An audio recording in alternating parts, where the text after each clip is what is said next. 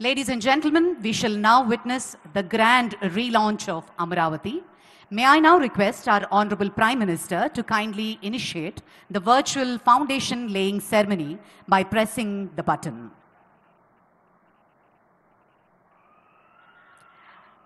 అమరావతి పునఃప్రారంభ మహోత్సవ కార్యక్రమం జరుగుతున్న తరుణం ప్రధాని గారి చేతుల మీదుగా అమరావతి మౌలిక సదుపాయాల పనులకు శంకుస్థాపన. గౌరవనీయులైన ప్రధానమంత్రి గారు అమరావతి అభివృద్ధి కోసం 74 కీలక మౌలిక సదుపాయాల ప్రాజెక్టులకు శంకుస్థాపన చేస్తారు. ఆంధ్రప్రదేశ్ శాసనసభ నిర్మాణానికి శంకుస్థాపన. 250 మీటర్ల ఎత్తులో 11.22 లక్షల చదరపు అడుగుల విస్తీర్ణంలో ఆంధ్రప్రదేశ్ శాసనసభ నిర్మించబడుతుంది. ఆంధ్రప్రదేశ్ హైకోర్టు నిర్మాణానికి శంకుస్థాపన. 55 మీటర్ల పొడవు 20.32 లక్షల చదరపు అడుగుల విస్తీర్ణంలో హైకోర్టు నిర్మించబడుతుంది. సచివాలయం మరియు హెచ్ఓడి టవర్ల నిర్మాణానికి శంకుస్థాపన. 50 అంతస్తుల సచివాలయం మరియు 42 అంతస్తుల హెచ్ఓడి టవర్లతో పరిపాలనకు కేంద్రంగా నిర్మించబడుతుంది. అమరావతి ట్రంక్ మౌలిక సదుపాయాలకు శంకుస్థాపన. 37 ట్రంక్ ఇన్ఫ్రాస్ట్రక్చర్ ప్రాజెక్టులు, సైకిల్ ట్రాక్లు మరియు భూగర్భ యుటిలిటీలతో 320 కిలోమీటర్ల ప్రపంచ స్థాయి రోడ్ల నిర్మాణం జరుగుతుంది. అమరావతి వరద నివారణ పనులకు శంకుస్థాపన. వరద నివారణతో పాటు నగర అవసరాలకు 0.53 టీఎంసీల నిల్వ సామర్థ్యం గల 3 జలాశయాల నిర్మాణం. అమరావతి ల్యాండ్ పూలింగ్ స్కీమ్ మౌలిక సదుపాయాలకు శంకుస్థాపన. 1.281 కిలోమీటర్ల రోడ్లను కవర్ చేస్తూ 13 జోన్లలో సమగ్ర పౌర సౌకర్యాలను అందించనుంది. అమరావతి గృహ మరియు భవన ప్రాజెక్టులకు శంకుస్థాపన.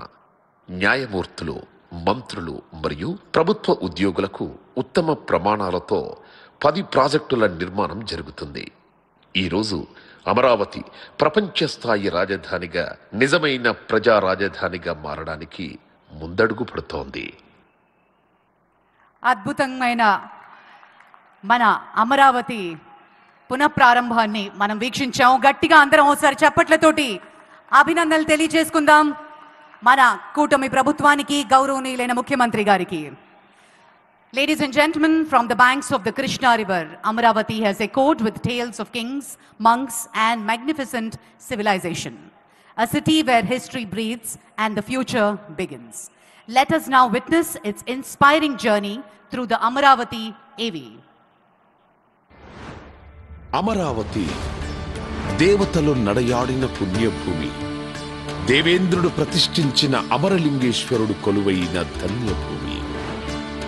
దేవేరి కనకదుర్గమ్మ ఒకవైపు, పానకాల నృసింహుడు మరోవైపు, మధ్యలో ఉత్తర వాహిని రమణీయ కృష్ణమ్మ.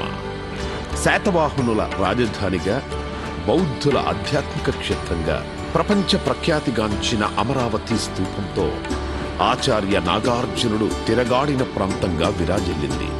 ఆత్మ బలిదానంతో తమిళనాడు నుండి ఆంధ్ర రాష్ట్రం సాధించుకొని ఒకసారి రాజధాని లేకుండా నిలబడ్డ ఆంధ్రప్రదేశ్ మరోసారి తెలంగాణ విభజనతో రెండవసారి కూడా రాజధానిని కోల్పోయింది. ఆంధ్రుల ఆకాంక్షలకు రూపమిస్తూ అన్ని ప్రాంతాలతో కనెక్టివిటీ కలిగిన ప్రాంతంగా కృష్ణానది తీరాన ఉన్న అమరావతిని ప్రజా రాజధానిగా నిర్ణయించారు. రాజధాని నిర్మాణం కోసం చేయాల్సిన మొదటి అడుగు భూసేకరణ.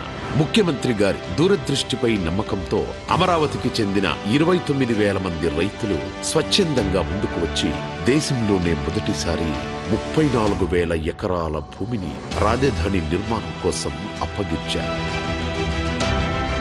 దేశవ్యాప్తంగా పవిత్ర ప్రాంతాల నుండి తీసుకొచ్చిన మట్టి, పుణ్య నదుల నుండి సేకరించిన నీటితో ప్రధానమంత్రి నరేంద్ర మోడీ గారి చేతుల మీదుగా ముఖ్యమంత్రి చంద్రబాబు గారి విజన్కు పునాది పడింది.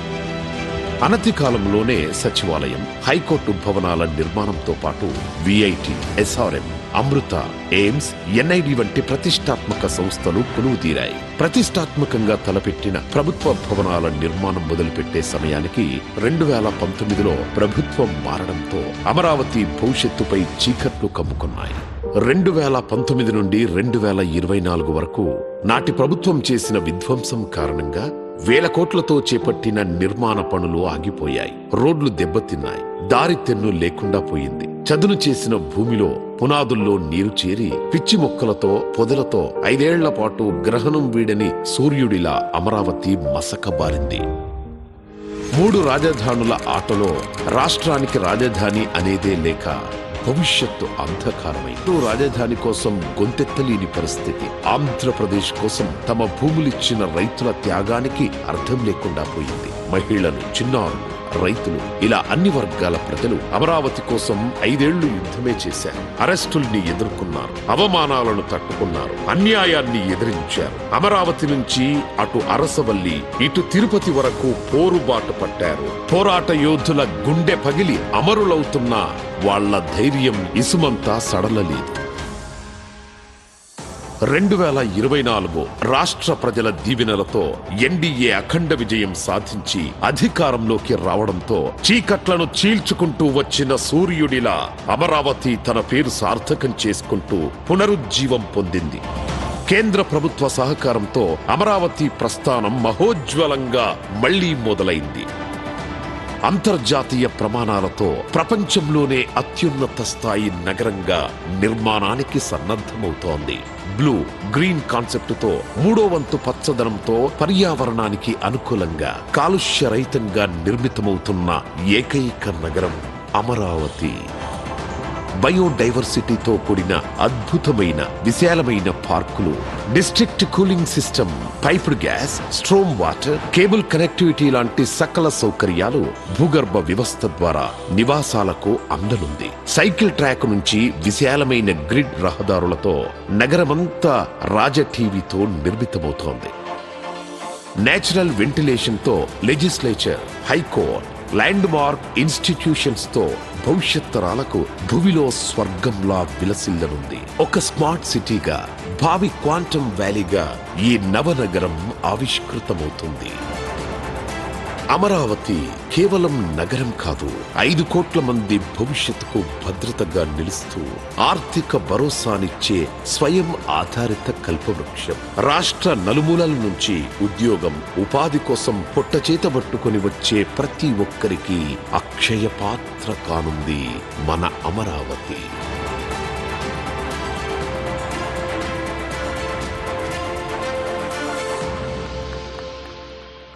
Jai Ho Amaravati.